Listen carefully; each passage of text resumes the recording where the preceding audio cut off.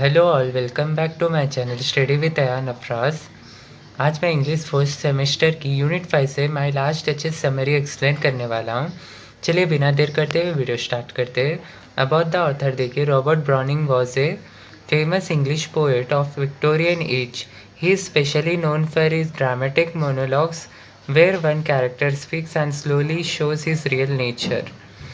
Robert browning Robert brownie एक famous English poet है Victorian age की, जो कि विक्टोरियन एज नथिंग बट 1887 से 1890 तक जो एज एरा था किंग क्वीन का, वो एज के पोएट थे।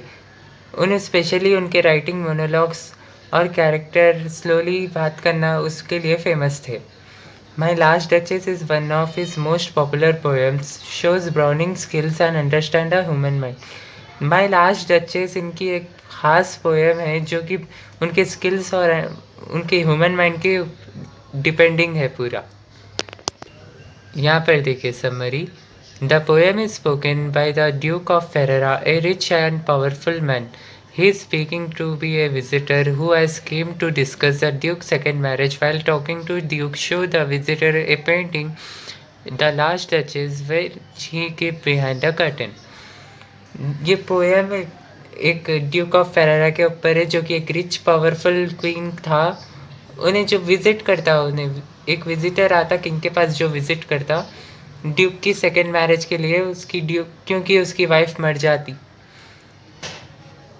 तो उसकी लास्ट वाइफ की जो पेंटिंग है उन्हें उसको बताना कर्टन के पीछे रखी हुई है। तो उन्हें कहता है कि only the duke is allowed to open the curtain, showing the that he likes to control. The Duke begin to describe his late wife.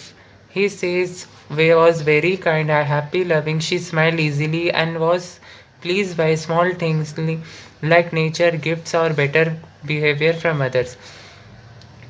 इस लाइन्स में वो कह रहे हैं कि वो पेंटिंग उस कर्टन के पीछे रखी हुई है ड्यूक ने, तो वो निकाल कर वो विजिटर को वो पेंटिंग बताता है और उसकी मरी हुई वाइफ की बारे में सोचने लग जाता है, जैसे कि उसकी प्यारी सी स्माइल, उसका बिहेवियर, छोटी छोटी चीज़ों में वो खुशी ढूंढती थी, नेचर्स, गिफ्ट्स, और उसका बिहेवियर बहुत ही ज़्यादा काइंड था।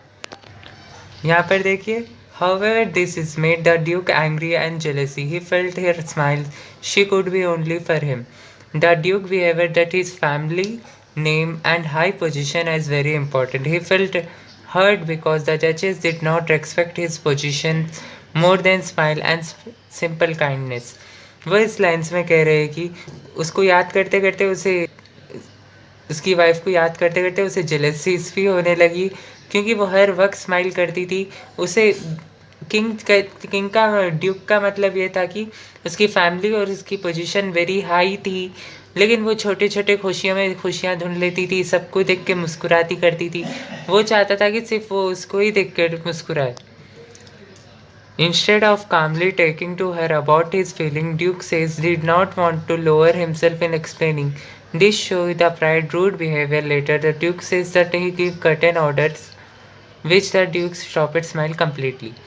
तो वो इस लाइन में कह रहे हैं कि क्वीन से तुम बहुत ज़्यादा ही वो करते हो, तो उसको क्वीन को वो एक्सप्लेन करने की कोशिश करते हैं, उसको समझाते हैं करते हैं, तो भी वो नहीं सुनती है। वो तो उसको कर्टन में रहने का ऑर्डर दे देते हैं, पर्दों में।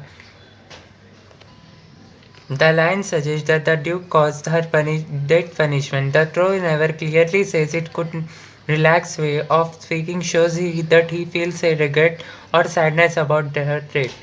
At the end of the poem, the Duke moves on the talk about his next marriage and if she seriously has happened. He also points that the statue of Neptune controlling a seahorse, which shows the Duke which his control often, especially women's.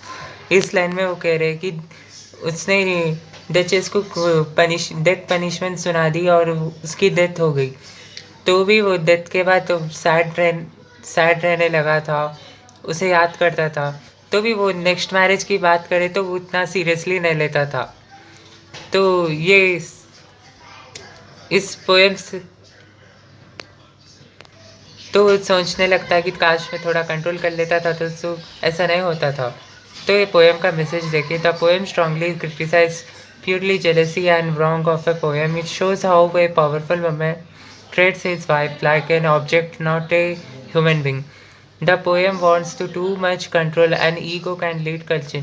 तो ये poem से हमें क्या सीखने को मिलता है? Jealousy अपनी जगह है और प्यार अपनी जगह है। पावर और पावर से कुछ भी नहीं होता। जैसे कि अब उन क्वीन की डेथ हो गई ज़्यादातर उसका हंसने करने से, तो हर चीज़ का सजेशन ऐसा खून ही नहीं होता है, बहुत कुछ खून नहीं होता है। तो इसे हमें कामली बैठकर ऐसा बात भी कर सकते हैं। इसे इसको पोएम का मैसेज है। आई होप आपको ये समरी समझ में आए होंगी। अगर वीडियो पसंद आई हो तो लाइक करिए, शेयर करिए, सब्सक्राइब करिए। Thanks for watching. Thank you.